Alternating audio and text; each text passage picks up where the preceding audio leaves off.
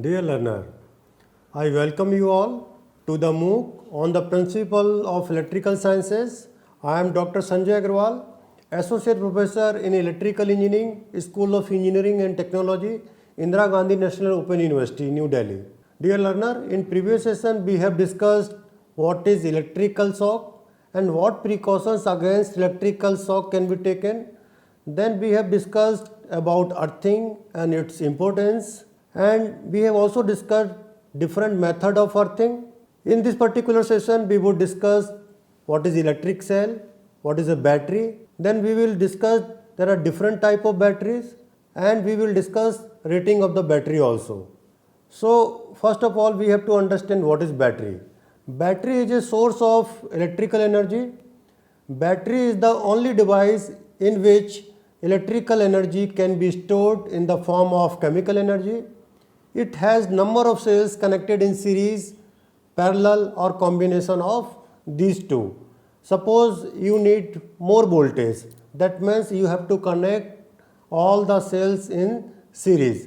Like suppose output of one electrical cell is 1.5 volt and you need 3 volt, then what you will do? You will connect two cell in series, and if you want to get the more current, then how you will connect? You will connect cell in parallel. So as on the basis of the how much voltage is required, how much current is required, this combination of series and parallel may be adopted to connect these different electrical cells. So as you know, a cell is the smallest unit of battery. Electric cell converts chemical energy into electrical energy. Generally, one electrical cell has voltage of order of 1 to 6 volt. Now we have to understand what are the applications of the battery. The important application of batteries are, it can be used in the automobiles, it can be used for the lighting purpose in the trains, it is used to operate protective device at substations, it can be used at telephone exchange, it is also used in emergency light at hospitals, theaters and other places. So this is all about the applications of the batteries. Now first of all we will discuss the smallest unit of the battery, that is called electric cell. So an electrical cell is essentially consists of the following. First, two metal plates, that is called electrodes, of different material so that different potentials are built up when chemical action take place on them. Second, a suitable solution, that is called electrolyte, such as an acid, alkali or salt solution. The solution must be capable to react chemically with the two electrodes. When the two electrodes are immersed in suitable electrolyte, different chemical action take place on them and a potential difference is established between them. The magnitude of EMF of cell depend upon the nature or material of the plate used as electrodes and the nature or type of electrolyte used. Now we are going to discuss types of the batteries. So battery may be divided in two categories. First, it may be termed as a primary battery and second may be termed as secondary battery. So first we are going to discuss primary battery. The cells in which chemical action is not reversible are called primary cells. In these cells, during discharging, one of the plate is consumed, which cannot be recovered by reversing the direction of flow of current through the cell. Therefore, chemical action in this case is not reversible and the cells cannot be recharged. This fact makes the primary cells rather an expensive source of electrical energy and rarely used in commercial application. Example of primary battery or cell are, first is Voltaic cell, Daniell cell, Leclanché cell or dry cells. Now we are going to discuss what is a secondary battery, or you can say secondary cells. The cells in which chemical action is reversible are called secondary cells. Secondary batteries sometimes called storage batteries or accumulators. It can be used, recharged, and it is a reusable battery. Example of secondary batteries are lead acid cell, nickel iron alkaline cell, which is also called Edison cell, nickel cadmium alkaline cell. Now we are going to discuss important terms relating to an electric cell. First one is the electromotive force of a cell, or you can say EMF of cell. The energy supplied by a cell to 1 coulomb of charge is called EMF of cell. In general, it is defined as potential difference between the two electrodes, that is positive and negative, of a cell on open circuit. It is represented by letter capital E. Now we are going to discuss internal resistance of a cell. Here you can see in the figure also. The opposition offered to the flow of current by the internal composition of the cell itself is called its internal resistance. It is generally represented by letter small r. This figure shows a cell with its internal resistance small r. So here you can see, because it is an open circuit, so whatever the voltage you will get across the terminal, that will be the EMF of the cell, because there is no current is flowing in the cell. So if there is no current is flowing in the cell, so voltage drop across this small r, or you can say internal resistance of the cell, is 0. So whatever the potential of the cell, that will be the terminal voltage of the that particular cell or battery. Now we have to understand what is the terminal voltage. The potential difference across the terminal of a cell at load is known as its terminal voltage. It is generally represented by letter capital V. Here you can see in the figure that EMF of cell is denoted by capital E, internal resistance is a small r, and there is a load resistance R is connected here. So what will happen?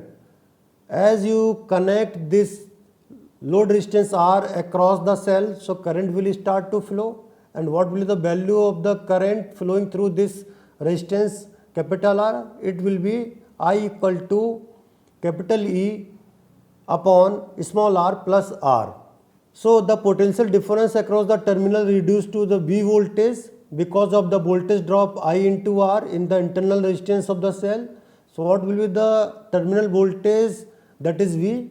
V can be written as E minus I into R, where this R is a small r, which is called internal resistance, and this I is the current flowing through this particular circuit, and value of that current I is what? E upon capital R plus small r. Now we have to understand what are the different type of primary battery. So example of primary batteries are alkaline battery, zinc carbon battery, and mercury battery. So we are going to discuss alkaline battery. An alkaline battery is the type of primary battery, as I already told you. Alkaline battery have higher energy density and longer shelf life. These batteries are distributed in various standard cylindrical shapes. Alkaline batteries are used in many household items such as MP3 player, CD player, digital cameras, toys, flashlights, and radios. Now we are going to discuss about zinc carbon battery. A zinc carbon battery is a dry cell primary battery. It provides direct electric current from electrochemical reaction between zinc and manganese dioxide. Zinc carbon batteries were the first commercial dry cell batteries.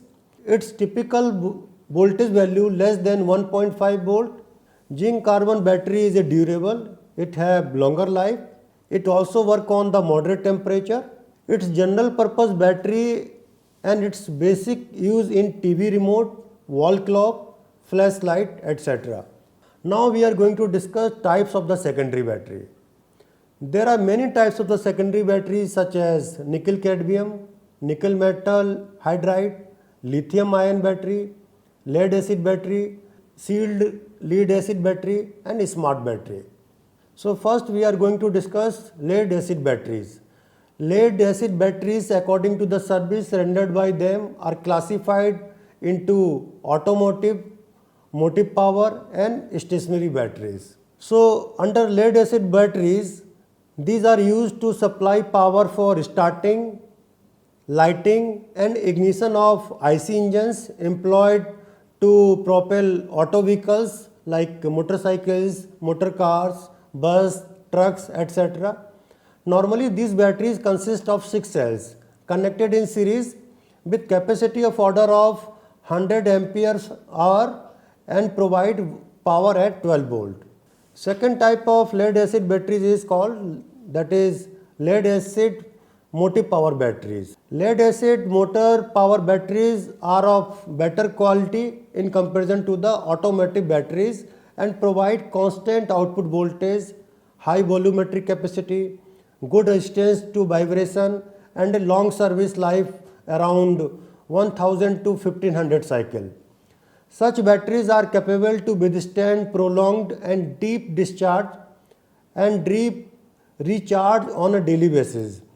These batteries supply power at voltage ranging from 12 volt to 240 volt. These batteries find application in industrial trucks and commercial vehicles of various types, playing on roads, mining, airport tractors, aircraft, service vehicles, electric cars, and in robotics and guide vehicles also. Third point that we are going to discuss, that is called lead acid stationary batteries. In standby application, these batteries are used to supply power to essential service or to provide alarm or emergency lighting. In case of breakdown of main power supply, in recent years there is a tremendous increase in standby application due to increase in demand for uninterrupted power system, that is called UPS, and tremendous growth in new telecommunication network. Bank of sealed lead acid standby batteries are employed these days in telecommunication system and for UPS applications. Advanced lead acid batteries have been recently developed for use in electrical power generating station to store energy during off hours and supply the stored energy during peak load hours.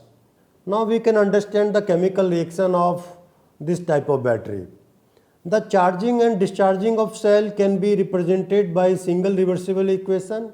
Here you can see the equation, that is PbO2 plus 2H2SO4 plus Pb. When it reacts, so it becomes PbSO4 plus 2H2O plus PbSO4, and then electrical energy is generated. In the discharging, it will be the just reverse of that. So this equation should be read from left to right for the discharge, and it should be read from right to left for the recharge.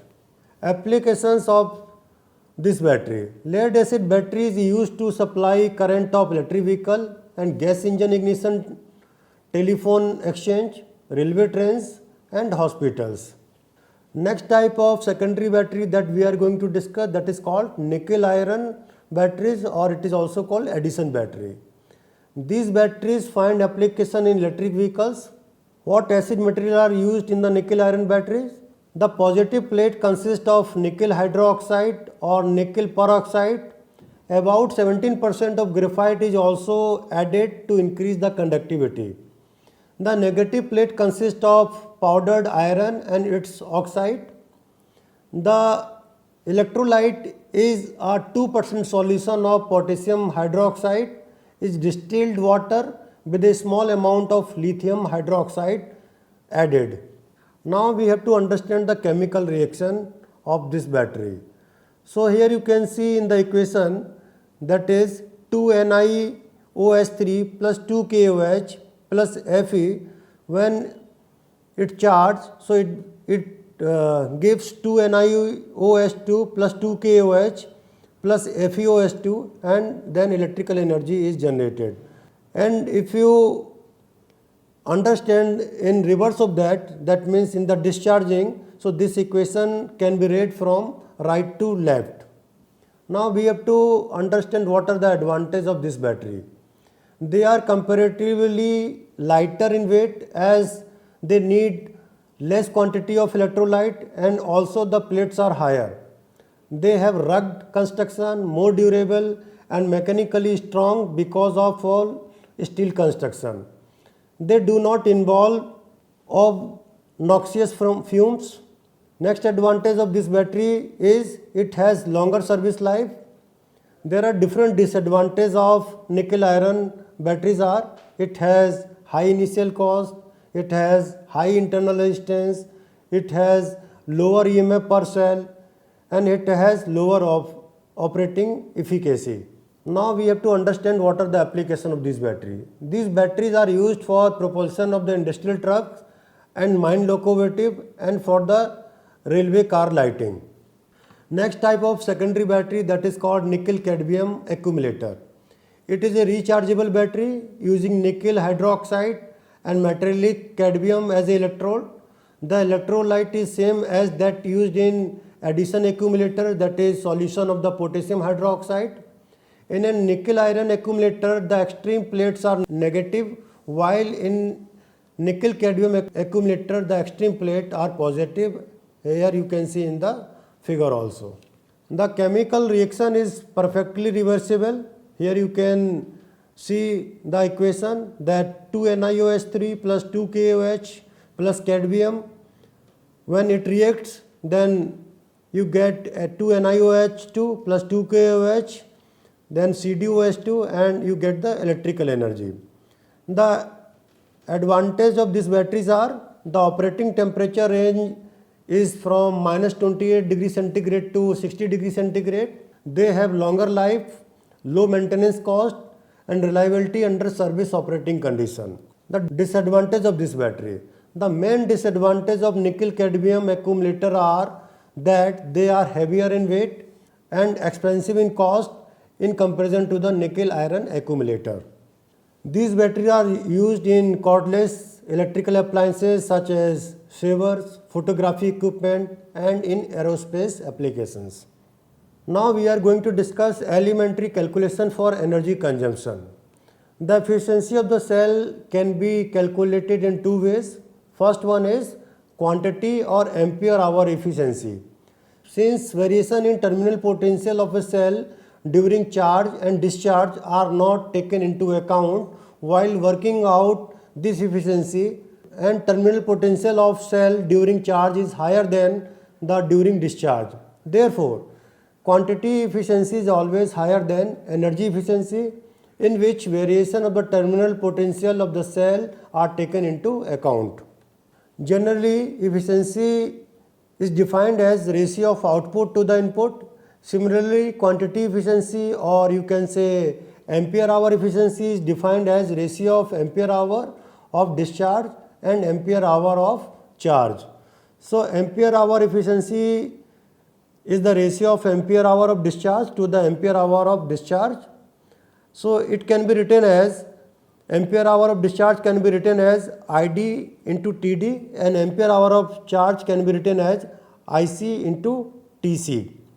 The quantity efficiency of the lead acid cell varies from 90 to 95%. It would be 100% if we were not for the gassing or charge, which represents a non-reversible chemical reaction. Next, we are going to discuss energy or watt hour efficiency. Energy efficiency is defined as ratio of energy delivered in watt hours by the cell during discharge and the energy drawn in watt hour during charge. So, as you can see in the formula, the watt hour efficiency can be written as output in watt hour to the input in watt hours, and this output in watt hour can be written as ID multiplied by TD multiplied by BD, where ID is a discharging current, TD is a discharging time, BD is a discharging voltage, and input in watt hour can be written as IC into TC into VC, where IC is the charging current, TC is the time taken during the charging, VC is the voltage during the charging. So, here you can see that this ID into TD upon IC into TC is nothing but it is a ampere hour efficiency.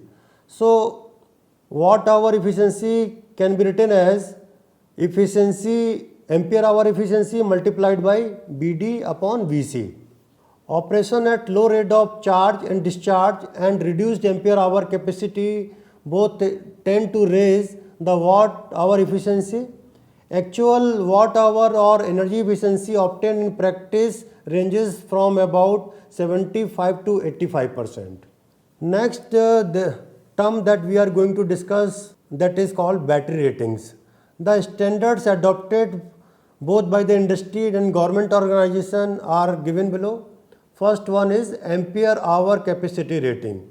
The ampere hour rating of a battery is usually determined from its ability to deliver current continuously for 20 hours at 27 degrees centigrade. A battery that can deliver 5 amperes for 20 hours, then its rating will be 100 ampere hour.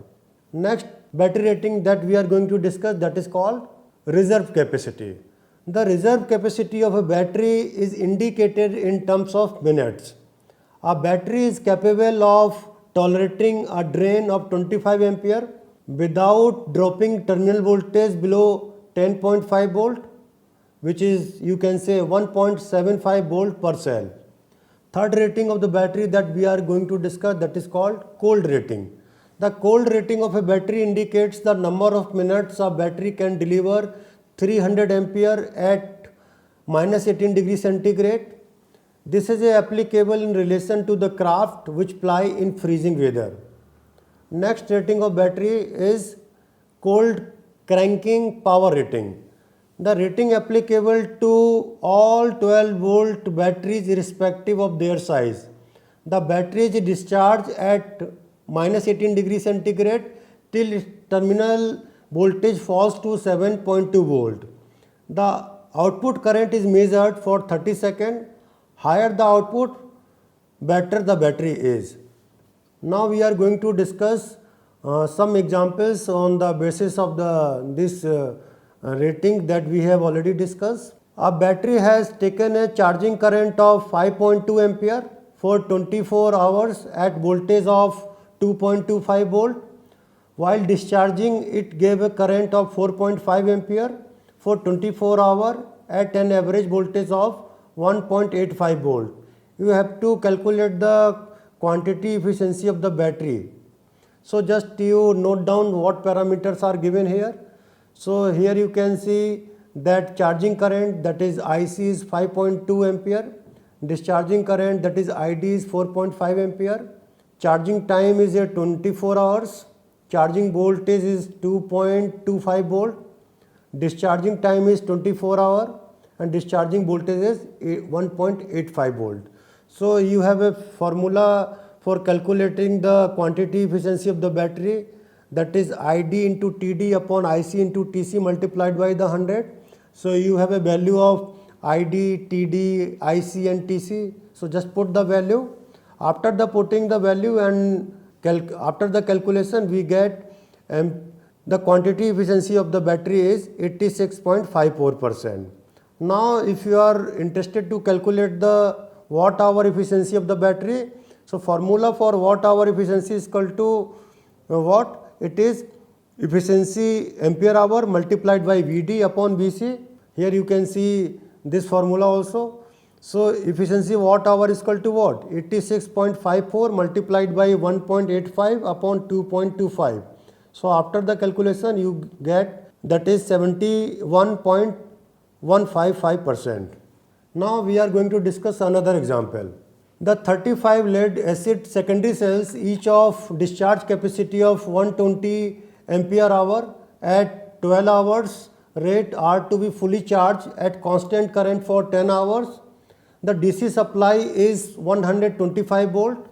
The ampere hour efficiency is given as 80% and the EMF of each cell at start and at the end of charge is 1.9 volt respectively. You have to calculate the maximum and minimum values of the external resistance necessary. You have to neglect the internal resistance of the cell. So as you know, the formula for the ampere hour efficiency is equal to what? ID into TD upon IC into TC into 100. So you have a efficiency that is 80% and ID into TD is given as a 120 and IC into TC just put as it is. So IC into TC is equal to what? 120 divided by 0.80, so it comes 150 ampere hour. So IC is equal to what? 1 upon 50 upon 10, that is 10 is what? That is TC. So IC is equal to 1 upon 50 upon 10, it comes 15 ampere. Now combined battery voltage, or you can see EMF of 35 cells connected in series at start of the charge is equal to what? It can be written as EB1 is equal to 35 into 1.9, it comes 66.5 volt.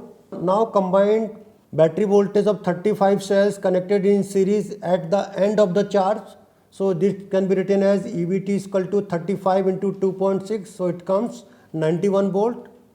The resistance necessary to be added in the circuit to maintain charging constant at 15 ampere will be maximum at start of the charge, when back EMF will be minimum and will be given by the equation.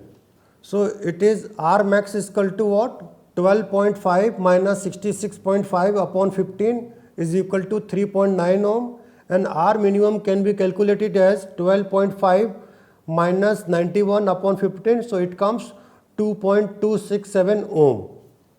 Now the resistance necessary to be added in the circuit to maintain charging current constant at 15 ampere will be minimum at the end of charge, when back EMF will be maximum, and it will be given by the equation, that is R minimum is equal to what? 12.5 minus 91 upon 15, so it comes 2.267 ohm. So dear learner, in today's session we discussed electric cell, battery, different type of battery and ratings of the battery. So as I already told you that battery is nothing but it is a combination of different electric cells, and how these cells will be connected, it depends on how much voltage is required and how much current is required. So on the basis of the required voltage and current, these cells may be connected in series or in parallel or in the combination of the series and parallel. Dear learner, I hope you were able to learn all the concept. Thank you very much.